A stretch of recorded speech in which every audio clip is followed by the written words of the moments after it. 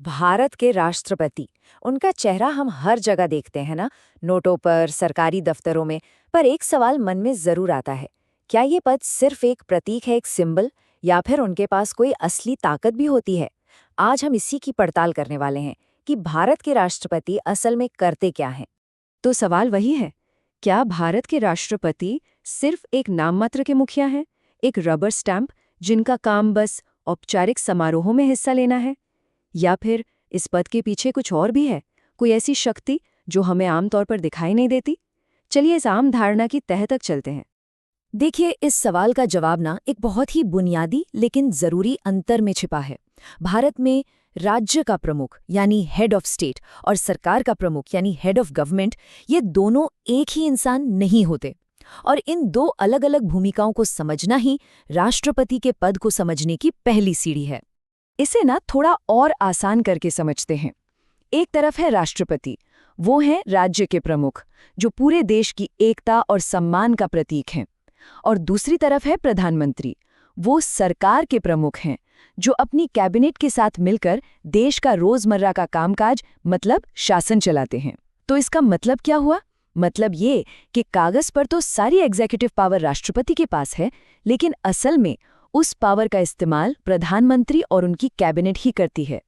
तो फिर सवाल उठता है कि अगर राष्ट्रपति सीधे सीधे शासन नहीं करते, तो फिर उनका सबसे जरूरी काम क्या है? उनका सबसे बड़ा, सबसे अहम कर्तव्य है भारत के संविधान की रक्षा करना। वो एक शासक नहीं, बल्कि हमारे संविधान के सबसे बड़े, कह सकते हैं, गार्डियन हैं, रक्षक हैं। और ये कोई मामूली जिम्मेदारी नहीं है। हमारे संविधान का आर्टिकल 60 साफ साफ कहता है कि राष्ट्रपति का पहला और सबसे जरूरी काम है संविधान और कानून को प्रिजर्व, प्रोटेक्ट और डिफेंड करना। मतलब उसे बचाना, उसकी रक्षा करना और उसे बनाए रखना। यही उनके पूरे पद का मूल आधार है। और ये शब्द, ये सीधे उनकी शपथ से लिए गए हैं। ये एक बहुत ही गंभीर प्रतिज्ञा है। ये बात बिल्कुल साफ कर देती है कि उनकी वफादारी किसी भी पॉलिटिकल पार्टी के लिए नहीं, बल्कि सिर्फ और सिर्फ भारत के संविधान के लिए है। तो सवाल ये है कि इस बड़े संवैधानिक कर्तव्य को पूरा करने के लिए राष्ट्रपति के पास क्या शक्तियां हैं? असल में उनके पास पावर्स का एक बहुत बड़ा दायरा है। चलिए उस पर एक नजर डालते हैं। राष्ट्रपति की शक्तियां ना काफी विविध हैं। वो शासन के लगभग हर पहलू को छूती हैं। मतलब बड़े बड़े अधिकारियों की नियुक्ति से लेकर संसद के कानूनों को मंजूरी देने तक, और यहाँ तक कि देश में इमरजेंसी लगाने तक, हर जगह उनकी एक भूमिका है।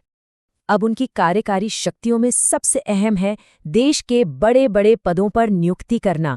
जरा सोचिए, राज्यों के गवर्नर, सुप्रीम कोर्ट के जज और यहाँ तक कि प्रधानमंत्री की नियुक्ति भी राष्ट्रपति के नाम पर ही होती है। ये दिखाता है कि देश की कमान असल में किन लोगों के हाथ में होगी, ये तय करने में उनकी भूमिका कितनी बड़ी है। कानून बनाने की प्रक्रिया में भी राष्ट्रपति की भूमिका बहुत ही निर्णायक है। संसद के दोनों सदनों से पास होने के बाद भी कोई भी बिल तब तक कानून नहीं बन सकता जब तक कि राष्ट्रपति उस पर अपनी आखिरी मोहर न लगा दें। ये शक्ति एक तरह से कानूनों पर एक फाइनल संवैधानिक चेक का काम करती है। चलिए अब बात करते हैं राष्ट्रपति की उन शक्तियों की जिनका इस्तेमाल तो बहुत कम होता है, लेकिन जब होता है तो देश का पूरा ढांचा बदल सकता है। ये हैं उनकी आपातकालीन शक्तियां, जो सिर्फ राष्ट्रीय संकट के समय के लिए ही होती हैं। हमारा संविधान राष्ट्रपति को 3 तरह की इमरजेंसी घोषित करने की शक्ति देता है। पहली, नेशनल इमरजेंसी, जो युद्ध या सशस्त्र विद्रोह जैसी स्थिति में लगती है। दूसरी, प्रेसिडेंट्स रूल, जब किसी राज्य की सरकार संविधान के हिसाब से काम नहीं कर पाती।